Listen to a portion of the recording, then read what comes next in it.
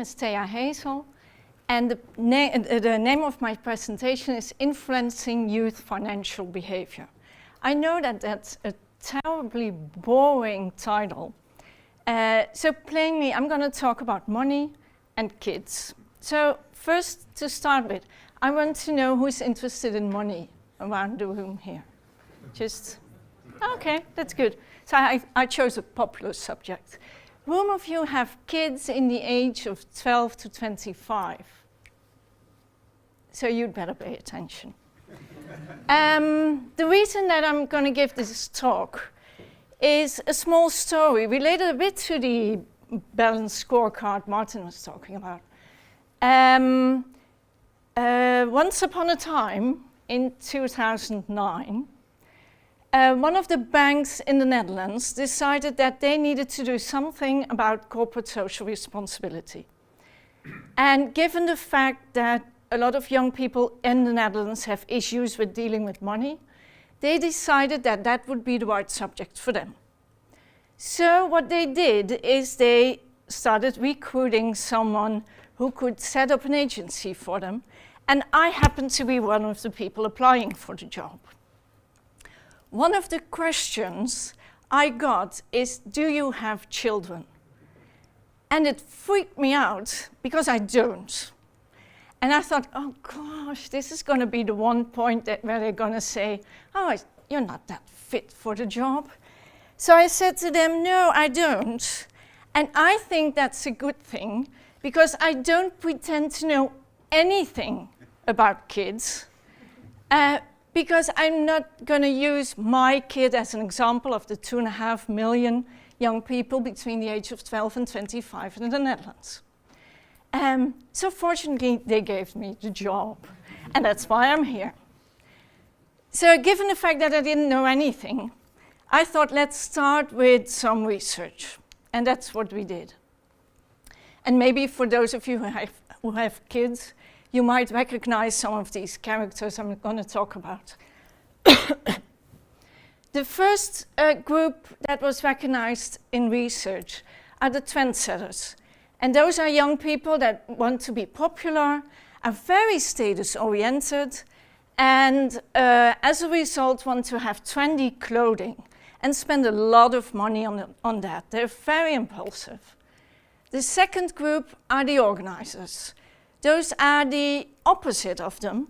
Those are the young people who say, well, I don't care about clothing. Clothes just have to be warm or comfortable, and I want to be happy with my family and friends. And they're very conscious about spending money. They have a savings account. They actually do a wonderful job. The third group are the hedonists. They don't have a clue what happened with their money.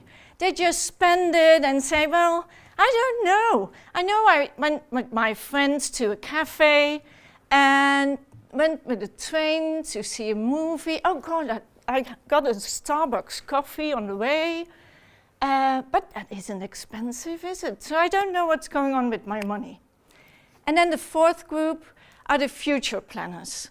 And there's a really nice story I can tell about that. We once had a session with young people, and one of the guys, 16 years old, came in with a jacket and a tie. And of course in the UK that's normal because you have to in schools. But in the Netherlands that's really absurd to come in with a jacket and a tie. So when introducing himself, he says, I'm an investor. I invest. And I was thinking, 16 years old? How does he do that? So I said to him, can you tell me more? What do you invest in? He took his bag, took out an iPad, and said, look at this iPad. It's an investment in myself, in my future, because through this iPad, I will be rich. So that's the future planner. Wants to be rich and invests in that. So that's the first research we did. And now I'm going to show you a slide that's building up, because we looked at the context of young people. And we found out that a lot of agents are influencing these young people. And it's getting even worse, Because lately, commerce, financial institutions, are doing a lot of things to influence youth financial behavior, and not always in the right way. And then there's the culture. The culture has changed to a culture where we think loans are really normal. And then the worst part, kids in the center have a brain. And their prefrontal cortex, the control center, isn't working quite fully yet. So there's some challenges dealing with money there. And of course, all these actors are influencing each other. So I was sitting there thinking, oh my God, what am I gonna do? And being a fan of Heifetz's book, I thought, well, let's give back the work.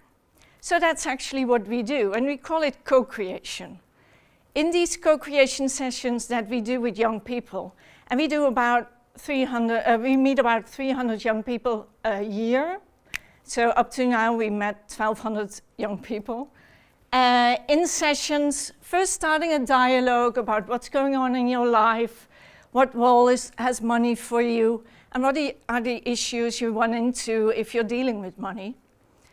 And then we ask them to think about things they would do to improve financial skills of their peers. Because of course you don't want to tell that you are terrible with money. It's always someone else, isn't it? I'm wonderful with money, but my neighbors really, they're not doing that fine. So we asked them to come up with solutions that could be implemented to teach other kids how to deal with money. And in some of these sessions, we include adults. And one of the nice things was, I don't know whether you recognize her, but we convinced our current queen to come and talk to some of our young people in a room. Also to include some of the other agents that are influencing youth financial behavior. This is actually a very nice picture. It is about an event that we did where we had young people being the host of the adults in the room. So the young people were in the room first, and then we invited the adults to come in, and each young people would take one of the adults and say, well, I will be your host today. Let's go to the table. I know what the program will be. Just be comfortable. I'm taking care of everything. And we thought that was an excellent way to really put these young people in charge of what we do. After the dialogue, as I said, we asked them to really work on a solution. And we also asked them to give a sort of impression what the solution needs to look like, where you could find it. And we have them present that to us. And as a result, many of the solutions they come up with, we actually develop them. And in the development, again, we use young people to think along with us how the things need to look like, resulting now in about 10 workshops we use in schools and about 15 online tools we have, because we're using the internet as well to reach out to these young people. And I'll tell you a story about one of these tools. We're doing some work with students as well. And of course, for students, a student loan is a big issue, and it's getting bigger and bigger, specifically in the Netherlands, where they're changing the system that the loans will even become higher. And what we found out is that young people don't actually have a plan how they're going to handle their finances. And they told us that they thought it was really difficult to do that. So we had some of these co-creation sessions.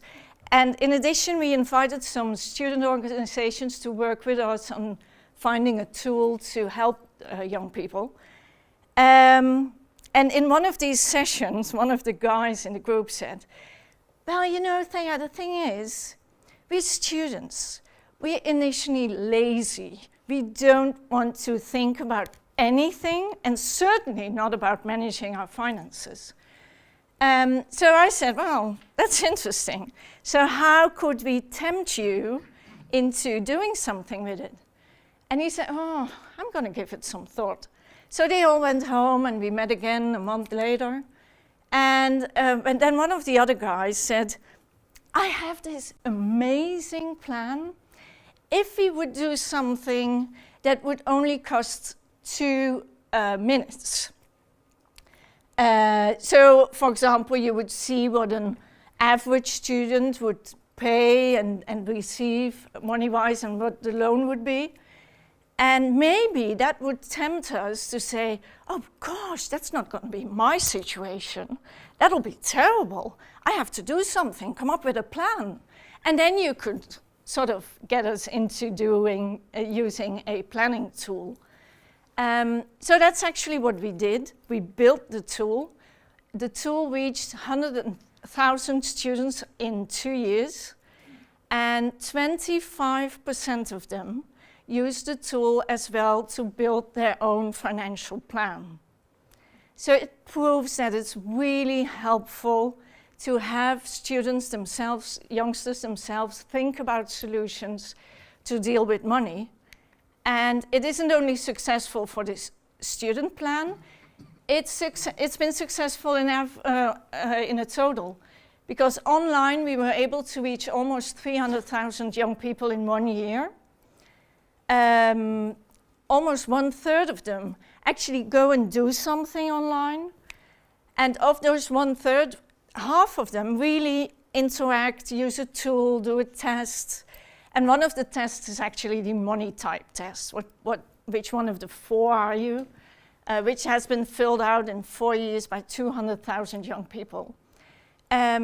So my conclusion is, it's so good to not pretend to know anything, because you're forced to ask other people, so I can highly recommend.